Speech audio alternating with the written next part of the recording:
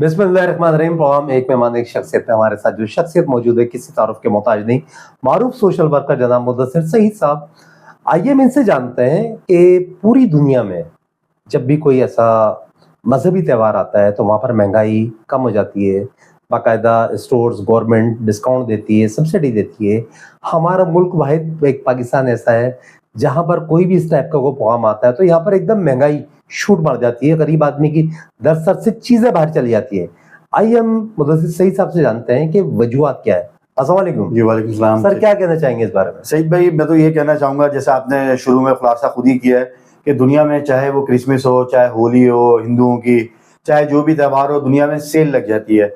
और टेक्सटाइल की मैं बस खुद हम टेक्सटाइल वाले तो बात करूंगा, वहाँ पे जो है स्टोर्स खाली हो जाते हैं। क्रिसमस में इतनी सेल लगाते हैं कि लोग अपने पूरे पूरे साल की परचेजिंग करते हैं कि जो है वो आगे हमें शायद इस रेट पे ना मिले। लेकिन बदकिस्मती ये है कि हम मुस्लिम ममालिक बिलखुसूस पाकिस्तान, हम जो है कहते हैं कि यही महीने हैं जिसमें जितना कमाना है कमा लो, बाद में मौका मिले या ना मिले। और हलाल की तरफ कहते हैं कि हलाल भाई खुदा के वास्ता। इसमें सही भाई मैं आपको एक चीज बताऊं, इसमें सबसे बड़ी गलती हमारी गवर्नमेंट की भी है। देखिए, जब चीजें कंट्रोल में नहीं होंगी, गवर्नमेंट रेट लाइन नहीं होगी ना, तो वहां इस तरह की चीजें दिखेंगी। आप कैसे कोई दूध वाला या कैसे कोई सब्जी वाला, कैसे कोई फल वाला अपनी मर्जी के रेट पे चीजें बेच सकता है? जाहिर सी बात है वो उसी सूरत में बेचता है जब लाकानूनियत हो, जब कोई पकड़ने वाला ना हो, जब कोई गिरफ्तारी ना हो, जब कोई चालान ना हो। वजह ये उसको भी पता है मैं बेच रहा हूँ, कोई आएगा, कोई कमिश्नर कोई भी आएगा, मैं उसको पैसे दूंगा 5-10 हजार रुपए, या उसकी जेब मुट्ठी गर्म करूंगा, अपनी मर्जी पे बेचूंगा। तो एक वजह ये भी है। और इसकी जो है वो भुगतान जो है वो हमारी वो आवाम भुगतती है सईद भाई, कि जिनके पास बेचारों के पास रोज के खाने के लाले होते हैं, वो सहरी और इफ्तारी में बेचारी भूखी होती है।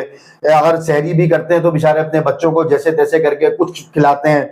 और खुदा के वास्ता मैं उनसे हाथ जोड़ के बोलता हूँ, जो ये माफियाज बन गई हैं, जो कि खुरदोश करती हैं चीजें, रेट बढ़ाती हैं, मैं हाथ जोड़ के कहता हूँ खुदारा इन बच्चों की तरफ देखें। महंगाई इतनी हो गई है, गुर्बत इतनी हो गई है, लोग खुदकुशियां कर रहे हैं, लोगों के पास खाने पीने को नहीं है। और इसमें मैं ये कहता हूं कि इस अजाब में आप लोग भी शामिल हो रहे हैं। अगर कोई भूख अफलास महंगाई से मरता है तो ये माफियास बच नहीं सकती है, अल्लाह के यहाँ इसकी भी बहुत ज्यादा पकड़ है।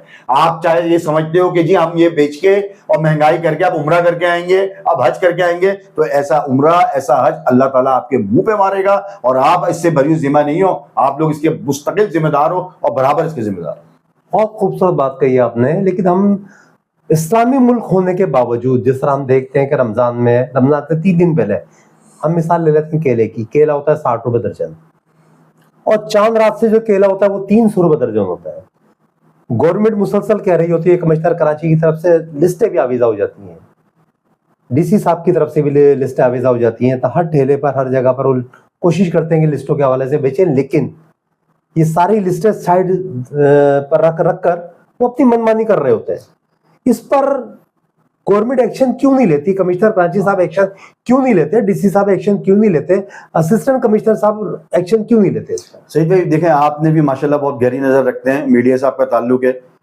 अभी कितनी लिस्टें आई, कितना कुछ हुआ, आप मुझे बता दें, कितने जुर्माने और कितने चालान हुए, कितनी गिरफ्तारियां हुई? नहीं हुए ना। इसका मतलब यह है कि पीछे माफिया इतनी स्ट्रांग है कि इन लोगों को हिस्सा पहुंचता होगा ना भाई।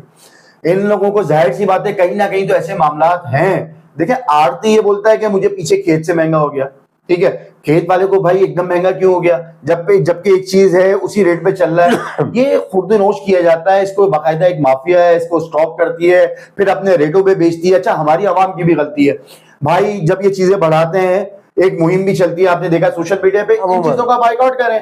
अगर आप देखें 2 दिन 4 दिन 5 दिन अगर हम फल फ्रूट नहीं खाएंगे तो मर नहीं जाएंगे। लाजमी नहीं है कि हमारी इफ्तार में जो है वो फल फ्रूट हो। अगर हम ये सोचें कि अगर हम ना लेंगे ये चीजें सस्ती होंगी, इसका बेनिफिट उन लोगों को पहुंचेगा जो बेचारे नहीं खरीद सकते।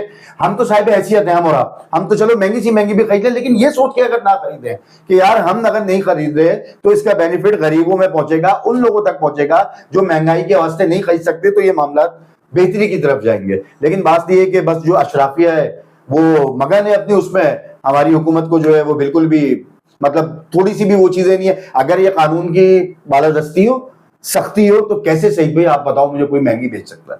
किसकी हिम्मत है जो वो बेच सकता है? नहीं बेच सकता। अच्छा, एक चीज और बताइएगा, जिस तरह माह मुबारक आता है, रमजान मुबारक आता है, रहमतों का महीना, मग़फ़िरतों का महीना, जहन्नुम से आज़ादी का महीना है, कहा जाता है कि अल्लाह रब्बे करीम ने 2 चीजें मुसलमानों को इनाम में दी हुई हैं।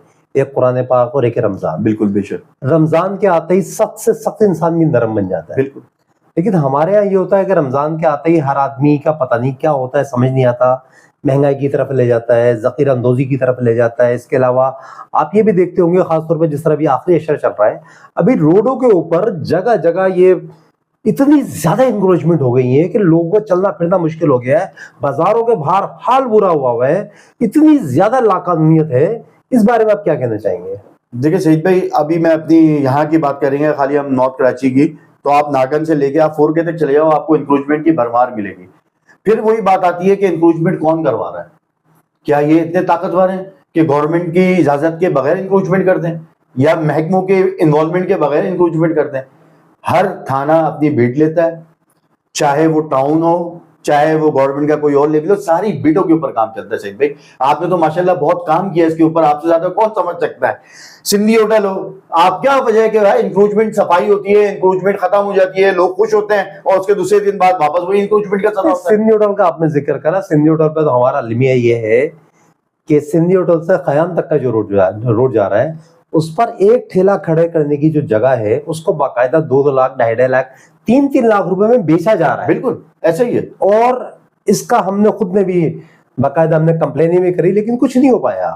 तो ये माफियाज को लगाम किस तरह मिलेगी? हाँ, ये बहुत अच्छी बात बोली आपने, माफियाज को लगाम जब तक किस तरह मिलेगी। भाई मैं माजरत के साथ, अगर किसी को बुरा लगे तो मैं हाथ जोड़ के माफी मांगता हूँ। ये मुल्क मांग रहा है खूनी इनकलाब। मैं फिर माजरत चाहता हूँ किसी को बुरा